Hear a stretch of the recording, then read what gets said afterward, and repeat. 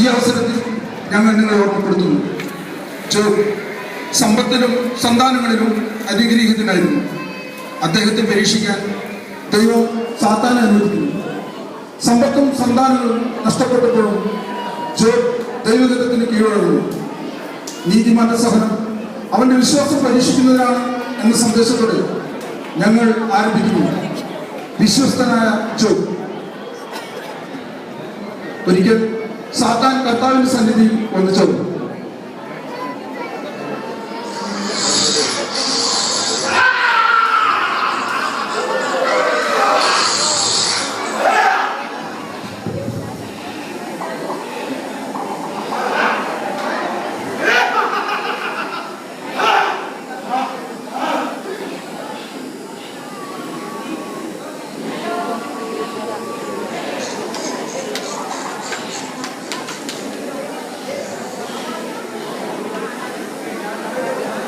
സാത്താൻ, നീ എവിടെ നിന്ന് വരുന്നു?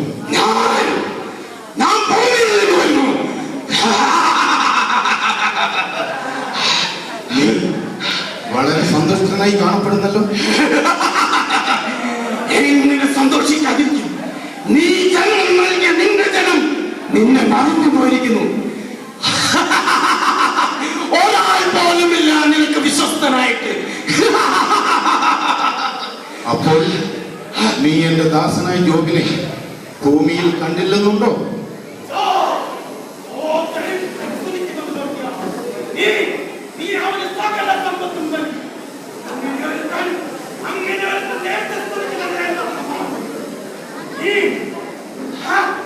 നീ അവന്റെ സമ്പത്തിൽ കയറ്റി അവൻ നിന്നെ തള്ളി പറയുന്നത് കാണാം. എങ്കിൽ നമുക്ക് നോക്കാം. അവനുള്ള സകല സമ്പത്തിലും നിനക്ക് ഞാൻ അധികാരം നൽകുന്നു. എന്നാൽ അവന് മാത്രം നീ ഒന്നും ചെയ്യരുത്.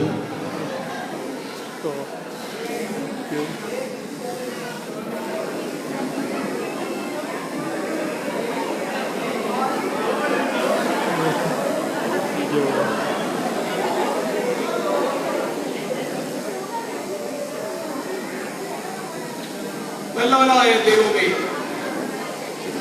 നീ എനിക്കെല്ലാം തന്നു. എന്റെ സമ്പത്തിനും ഭവനത്തിനും വേലികെട്ടി സുരക്ഷിതത്വം നൽകി. നല്ലവനായ ദൈവമേ, നിന്നോട് ഞാൻ എന്നും നന്ദിയുള്ളവനായിരിക്കും.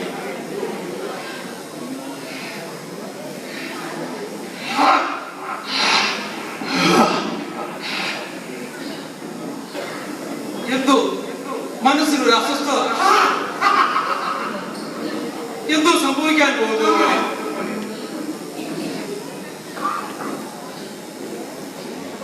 കാരുണ്യവാനായ ദൈവമേ, ഞാൻ അങ്ങിൽ ശരണപ്പെടുന്നു. അങ്ങേ ഞാൻ വാഴ്ത്തുന്നു. അങ്ങേ ഞാൻ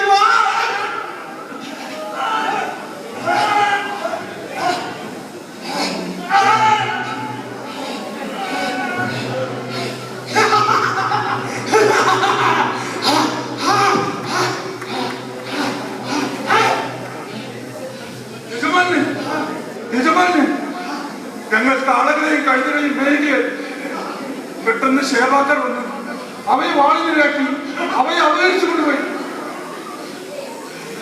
എന്റെ ദൈവമേ, എന്തൊരു പരീക്ഷണം!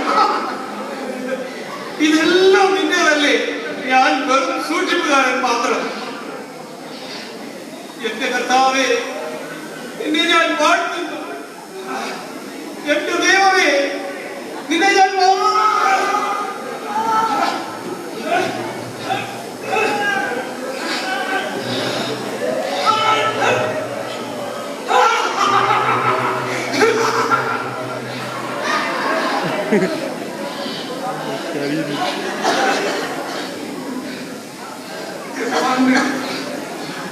ദൈവത്തിന്റെ ആകാശത്തു നിന്ന് ഇറങ്ങി നമ്മുടെ ആടുമാടുകളെയും ദാസന്മാരെയും ദഹിച്ചു.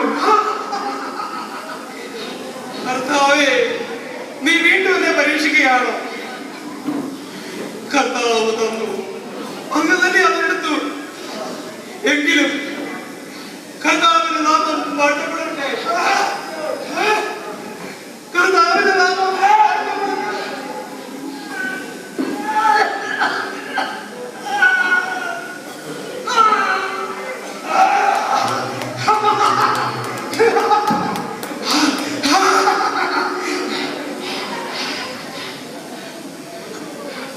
യജമാനെ, അങ്ങയുടെ പുത്രന്മാരും പുത്രിമാരും ജ്യേഷ്ഠ സഹോദരന്റെ ഭവനത്തിൽ വിശ്രമിച്ച് ആനന്ദിക്കുകയായിരുന്നു. പെട്ടെന്ന് മരുഭൂമിയിൽ നിന്നൊരു കൊടുങ്കാറ്റ് വന്ന് വീടിന്റെ 4 മൂലയെ നശിപ്പിച്ച് അങ്ങയുടെ മക്കളെല്ലാം നശിച്ചു പോയി.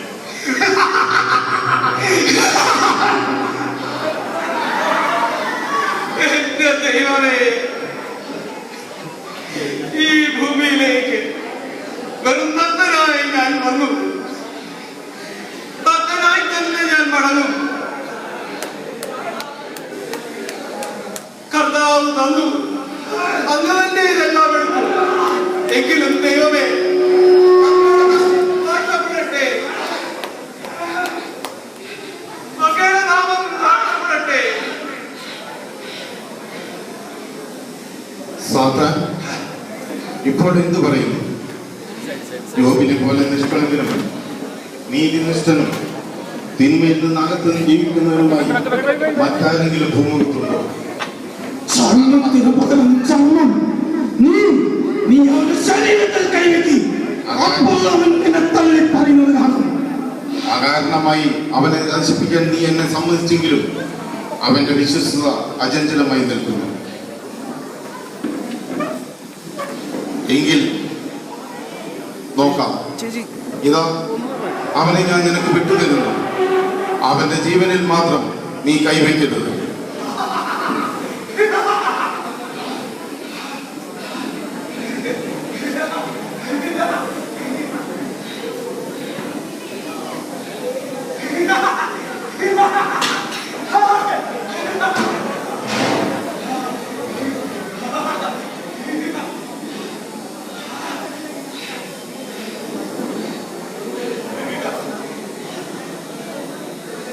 ദൈവമേ, ഈ ഭൂമിയിലേക്ക് വെറും കൈയോടെ ഞാൻ വന്നു, വെറും കൈയോടെ തന്നെ ഞാൻ മടങ്ങും. എങ്കിലും നിനക്ക് മഹത്വം ഉണ്ടാവട്ടെ.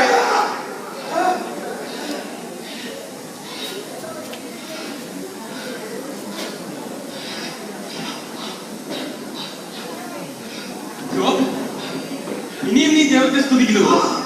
എനിക്കുള്ളതെല്ലാം പോയി. നിന്റെ സകല സമ്പത്തും നിന്റെ പുത്രന്മാരെയും പുത്രിമാരെയും ദൈവം കൊടുത്തു. ഇനിയും നീ ദൈവത്തിൽ വിശ്വസിക്കുന്നുവോ? ദൈവത്തെ തള്ളിപ്പറഞ്ഞ് രക്ഷപ്പെടുത്തോ?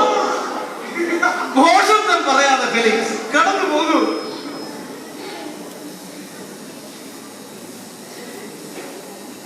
കർത്താവ് തന്നു, കർത്താവ് തന്നെ എടുത്തു. എങ്കിലും ദൈവമേ, അങ്ങയെ കുറിച്ച് ഞാൻ കേട്ടിട്ടേ ഉള്ളൂ. എങ്കിലും ഈ കഷ്ടപ്പാടുകളിൽ, ഈ മൃഗങ്ങളിൽ, ഈ രോഗങ്ങളിൽ ഞാൻ അങ്ങയെ കാണുന്നു.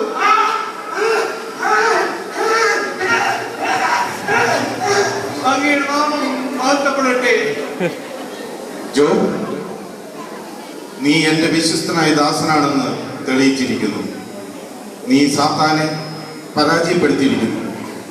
നിനക്ക് നഷ്ടപ്പെട്ടതെല്ലാം 2 ഇരട്ടിയായി ഞാൻ തിരിച്ചു നൽകുന്നു. ലോകമുള്ളിടത്തോളം കാലം നിന്റെ ഈ വിശ്വസ്തത സ്മരിക്കപ്പെടും. ഓ, എന്റെ ദൈവമേ, അങ്ങയുടെ നാമം വാഴ്ത്തപ്പെടട്ടെ, അങ്ങയുടെ നാമം വാഴ്ത്തപ്പെടട്ടെ.